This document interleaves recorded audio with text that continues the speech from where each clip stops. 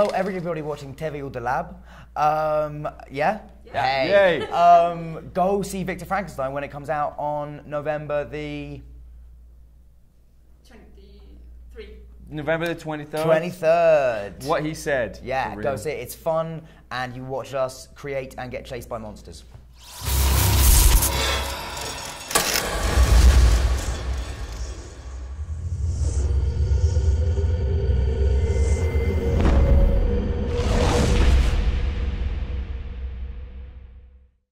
Could you tell me, please, the best of this film for you? To watch or to film? Like to make or to watch? Okay. You do, what do you want to do? I'll watch do, or to be in? I'll do to watch. Okay. My favourite scene to watch in the movie is the scene where James de-hunchbacks me. I keep almost saying de-humps. I probably can it. Yeah, where he de-hunchbacks me because it is gross and funny and kind of, you know, it's all based on bodies. It seems just like thematically everything about Frankenstein and a lot of the stuff about our relationship in the movie has its foundation in that scene. And yeah, and it's my favourite scene in the film. And to make lots of things. Getting to work with Daniel was great. Getting to work with Paul, our director, was fantastic. The scenes, as written by Max, allowed for so much dynamic kind of energy and exploration as well for us as actors. And yeah, getting to play somebody with an ego the size of this hotel was fantastic. The twist that Paul gave to the film and, well, the history, or the original history, it's something very attractive. So it's something that made you decide to do this project? Yeah, well, it allowed me, or the character Frankenstein, I think more freedom, because he didn't have to be a protagonist. So for me, the fact that it came from Igor's point of view freed up Victor to be like unpleasant, actually, which was nice. I mean, that was yeah. I mean, that's. I remember we talked about that in rehearsals because there was a moment when I feel like sort of Fox and people were slightly concerned about Victor as he was in the script. They were like, "Do we need to make him nicer?" And you were just like, "You don't need to, because you know you can make him edgy and scary and uncomfortable with the audience because you've got this like sweet sort of Igor character there for them to see him through." And yeah, I mean, I liked it because it seemed to do a lot of things. It was very entertaining, it was very funny, and it also sort of had this great pace to it and a sense of adventure. And it retained a lot from the original novel of the kind of the arguments about science and religion and technology and our relationship to those things. So it seemed to be a very clever film that also mostly was just entertaining. The transformation of both characters had alone during the film, it's amazing. I love that part because you became a confident and really great character, and you became a completely lunatic. So what was the most amazing about that? To take it to an extreme, on what is a big commercial film, sometimes people want you to kind of round the edges off and make things a little less jagged.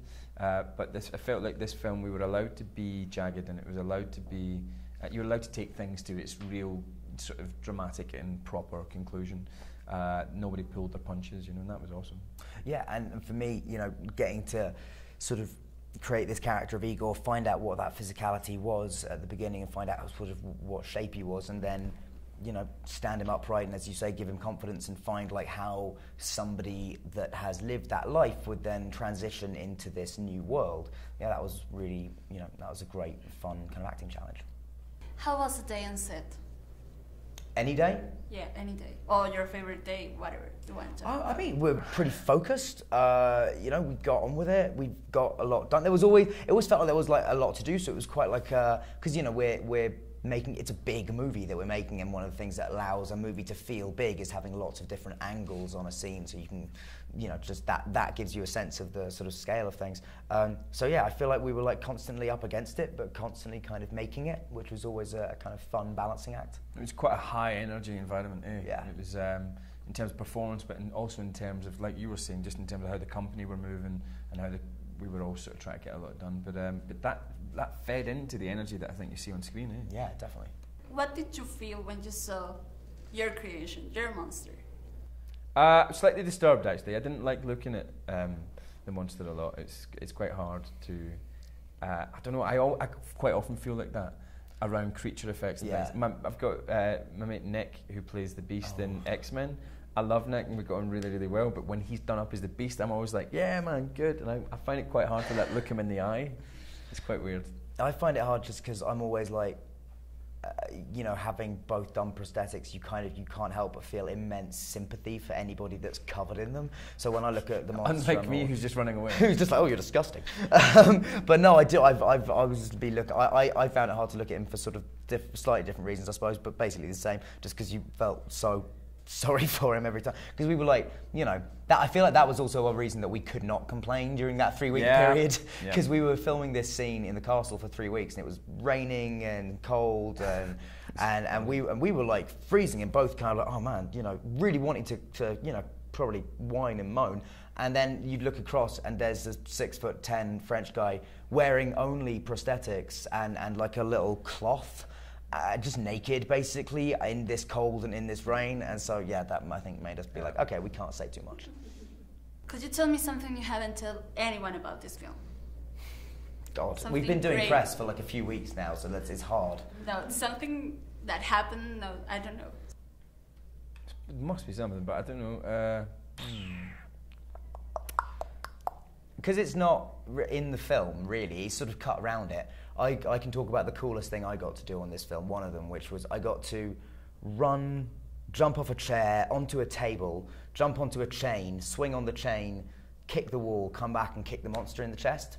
And you did it for real? Yeah, and I did it, but it's sort of, it must not have looked very good. It must not have looked as good in real life as it did in my head, because it's not in the movie, but I did do it and it felt really cool. That's it. That's the one thing we haven't That's the one thing we haven't talked about. I want you to find the man suspected of creating undead monsters. Frankenstein. Frankenstein.